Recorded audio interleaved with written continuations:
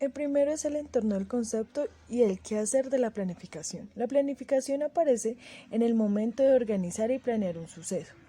Se basan en 3 parámetros específicamente, que ese es el sustantivamente, que es un esfuerzo por influir en el curso de determinados acontecimientos. El segundo es formalmente, una manera de formalizar sobre determinados procesos y acciones conducentes. La tercera es la operacionalmente. Se basa en la utilización de los diferentes procedimientos, introducción organizacional y racional. Para generar un proceso de planificación adecuado se necesita la racionalidad, ya que la planificación es la base de todos los proyectos, ya que esto es lo que nos permite analizar y evaluar qué tan asequible es un proyecto y qué parámetros y qué se necesita en el proyecto para que sea efectivo y salga muy positivo el proyecto. Seguimos con los elementos que caracterizan la planificación. El primero es la planificación del proceso. Es la actividad continua unitaria que nos determina la formación de un plan determinado, creando la base del plan. El segundo es el preparatorio. En este se evalúa y se analizan las ideas del proyecto. Se establecen cuáles son más asequibles y cómo generar adecuadamente el proyecto. El tercero es un conjunto. En este conjunto se establecen los medios de marketing para llegar al plan, las matrices y las series sucesivas interdependientes de cada acción, o sea, lo que ya se va a realizar como tal en el plan. El cuarto es la decisión para las acciones, que son lo que ya se estableció y cómo se van a ejecutar los planes y los proyectos elaborados para tener así una sustentación adecuada. Sigue el futuro. Eso es el plan en sus proyectos, o sea, lo proyectado que se tiene el plan y que se estableció, a lo que se quiere llegar principalmente. Sigue dirigido al logro del objetivo. Este nos establece el por qué se está haciendo el proyecto y para qué. El último es por medios preferidos. En este evaluamos los medios que se van a utilizar, materiales, patrocinadores, los fines, la organización que se va a llevar el proyecto. Se evalúa todo ya por última instancia, todo lo que se necesita para el proyecto. Muchas gracias. Como toda técnica, la planificación tiene una cierta ambivalencia que no es ni buena ni es mala, y al ser un instrumento puede ser utilizado en diferentes circunstancias. Este se ha empleado para impulsar reformas y cambios estructurales.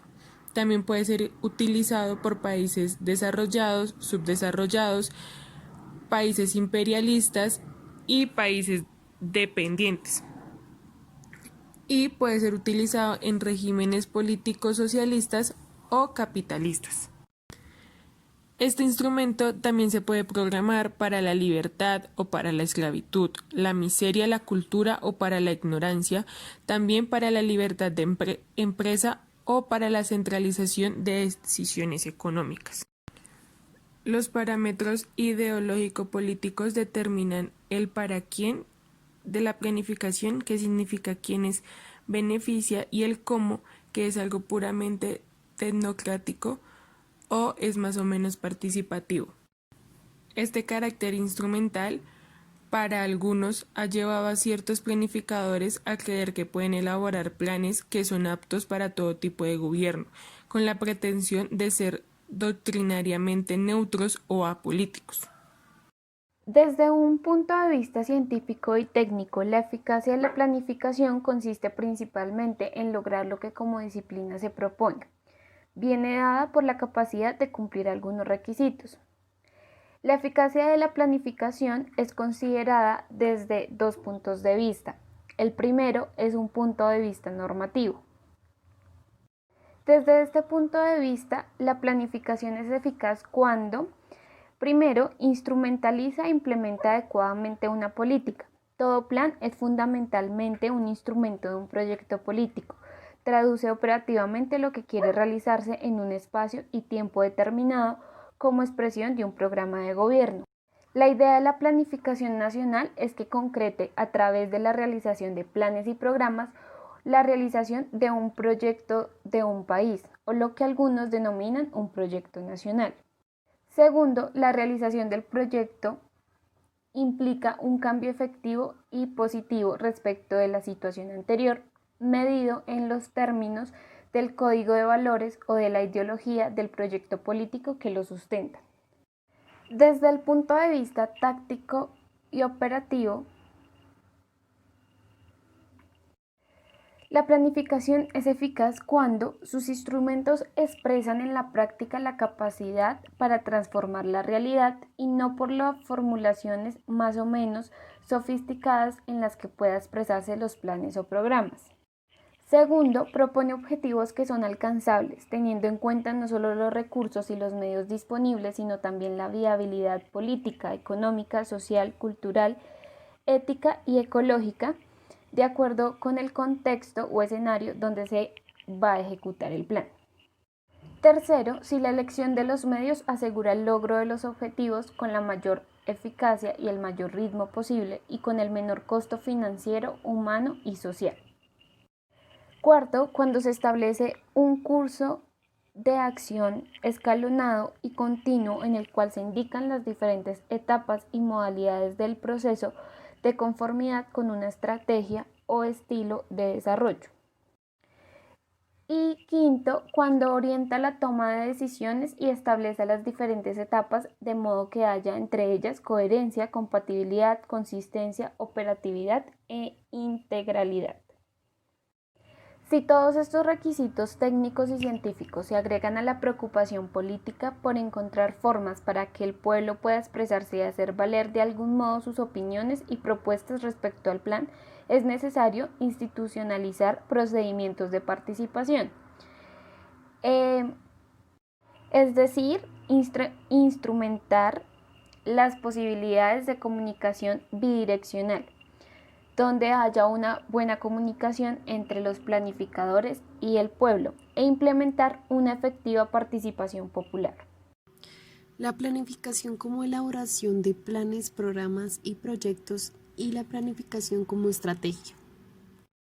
Esta concepción de la planificación como plan libro en un modo de congelarla, como bien lo explica Matus, debemos entender la planificación como una dinámica de cálculo que precede y preside la acción, que no cesa nunca, que es un proceso continuo que acompaña la realidad cambiante. Concebir la planificación como algo que se realiza permanentemente y, en segundo lugar, supone un sistema de planificación en el que se hace y elaboran planes y programas no como un plan libro, sino como un plan situacional. Para ello es necesario crear un conjunto de organismos, mecanismos y relaciones funcionales a través de los cuales la administración pública y la sociedad civil, a través de sus actores sociales y diferentes organizaciones, directa o indirectamente, de algún modo están integrados en este proceso. En este caso, de la planificación situacional o estratégica, implica la concretación de todos los actores sociales involucrados en la sociedad global y no solo de aquellos con los que se quiere hacer, a través de los planes y programas, lo que implica ante todo una efectiva coordinación y comunicación entre los responsables de llevar a cabo los programas y los responsables de formularlos, teniendo en cuenta la totalidad social de las áreas de intervención que se han sido programadas. Esto conduce a prestar atención a los diferentes actores y sectores sociales que buscan sus propios objetivos, que tienen sus propias apreciaciones, valoraciones de cómo debe ser la sociedad y que desarrollan sus propias estrategias para lograr de sus objetivos y propósitos. Crisis y vigencia de la planificación. Algunos problemas que confluyeron en la necesidad de un nuevo enfoque. Para los años 70 se perdió el interés que se le dieron a las ideas de la planificación, pero de igual forma se hace ver la necesidad del adecuado uso y manejo de los recursos para superar diferentes dificultades. A continuación, hablaremos de las distintas causas del estancamiento de la planificación en América Latina y España, Para eso se hablarán de tres problemas importantes en esta crisis, los cuales son: 1. Planificación y racionalidad. 2. Planificación y política. 3. Decisión racional y la acción racional. 1. Planificación y racionalidad. La planificación pretende introducir racionalidad en la acción y lo que ésta implica. Es fácil entenderlo con un ejemplo de la vida cotidiana, pues cuando los desafíos a los que nos debemos enfrentar son más grandes, es cuando se empieza a usar la racionalidad. Y la racionalidad es actuar de acuerdo a la razón y no dejarse llevar por los impulsos, aunque esto no siempre sucede. En el caso de la planificación, eso se logra por diferentes disposiciones instrumentales que se basan en la investigación empírica de las realidades y acciones a realizar. Muchos planificadores aseguran que es más fácil elaborar un plan que ejecutarlo, pues a la hora de iniciarlo se produce mucho trabajo inútil, pues existen muchos actores con intereses diferentes, es decir, no hay una racionalidad en común. Las acciones irracionales son algo normal en la vida social, pero el ser humano tiende a ser muy racional. Las acciones humanas van ligadas a la misma racionalidad, aunque es más que normal que las personas hagamos muchas cosas irracionales que después se pretendan justificar como lógicas, ya que no nos gusta que nos hagan sentir como seres irracionales. Es importante a la hora de planificar la conveniencia, teniendo en cuenta dos realidades. La primera es no dar por hecho que todo lo que hace el ser humano es una conducta racional. Las propuestas racionales de la planificación se mueven con la irracionalidad. 2. En la planificación se hacen programas con precisión milimétrica, pero cuando se realiza o se aplica la programación se encuentran conductas burocratizadas. Todo proceso planificado se hace pretendiendo introducir acciones planificadas, pero no asegura que dichas acciones sean coherentes, pues todo puede pasar, ya que la planificación no es 100% racional y no se puede limitar a esto para poder ver una transformación. 2. Planificación y política. Existen dos puntos importantes en este tema. El primero, la planificación es algo inútil si no existe voluntad política para realizar lo que se planifica. Segundo, hay ingenuidad entre los planificadores cuando actúan como si la planificación fuera capaz de introducir un nivel elevado de racionalidad en la acción política. Esto nos quiere decir que existen muchísimos planes y proyectos que no se han podido llevar a cabo, ya que no existió una voluntad política para hacerlo, por lo que se puede afirmar que hay un déficit de ejecución en los planes. Y esto pasa porque no se tiene en cuenta que la planificación no es efectiva sin una decisión política. Para que la planificación sea 100% efectiva se necesita de la autoridad política. La planificación es más que un proceso de racionalidad. A continuación, hablaremos de dos cuestiones que nos permitirán introducirnos al siguiente tema. En este momento vamos a citarlos al pie de la letra, ya que nos pareció muy importante. Primero, la planificación que supone racionalidad se realiza en un medio en donde la racionalidad en la toma de decisiones no es la tónica dominante. Segundo, la planificación es, en última instancia, una cuestión de decisión política.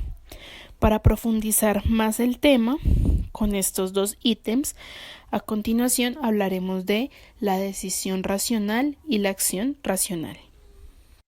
Buenas tardes, continuando con el punto 5 del primer capítulo, eh, voy a hablar acerca del ítem de la decisión racional y la acción social, en donde se resalta la lógica de la formulación y la lógica de la realización.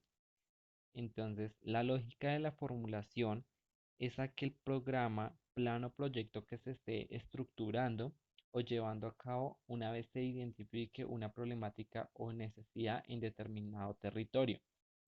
Asimismo, la lógica de la realización es aquella que se aplica en situaciones contingentes y aleatorias que configuran ese cóctel desconocido de lo que presible y lo que impresible que sea en la realidad. Cabe resaltar que la racionalidad, según Edgar Morin, establece que la racionalidad es la aplicación de los principios de la coherencia en los ámbitos proporcionados por la experiencia. Además, la racionalidad se compone de los siguientes numerales. Entonces encontramos los datos de la experiencia, es decir, los hechos, fenómenos y todo lo relacionado a ello.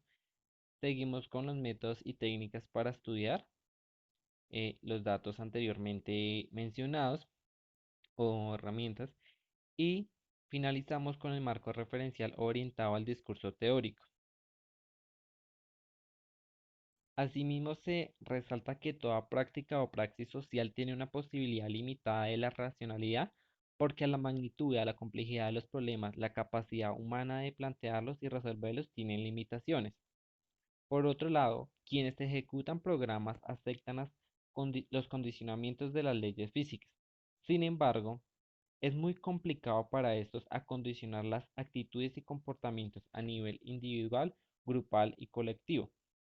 Continuando con el siguiente ítem, en el cual se resalta para mejorar la capacidad de programa y elaborar proyectos.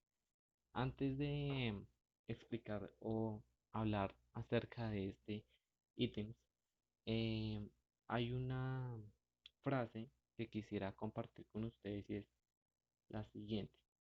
No se elaboran planes, programas y proyectos para redactar documentos con buenas intenciones, sino para llevarlos a cabo.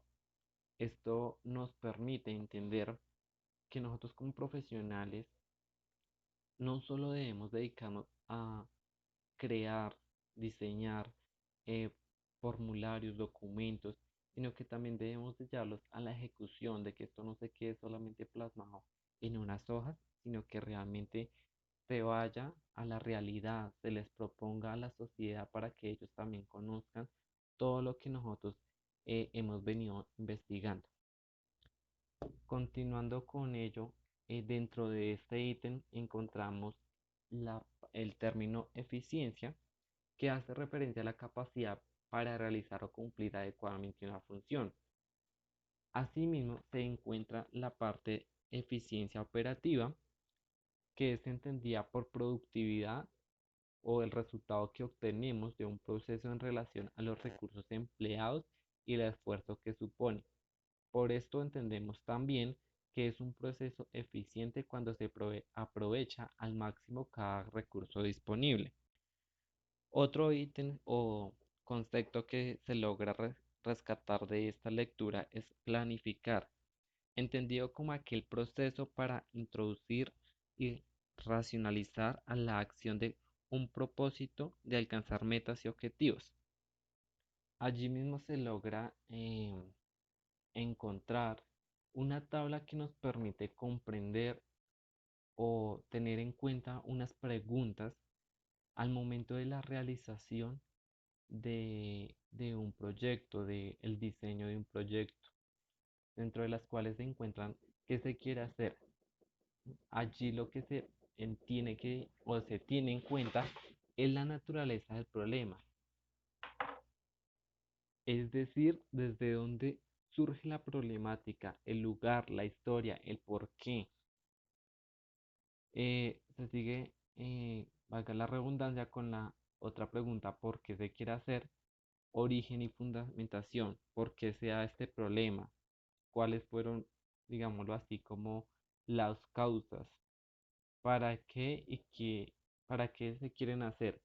Dentro de estos, como ahí lo pueden ver en la diapositiva, perdón, se deben de plasmar los objetivos y propósitos que se tienen con este proyecto. ¿Cuándo se quiere hacer? Asimismo, se deben de tener en cuenta unas metas.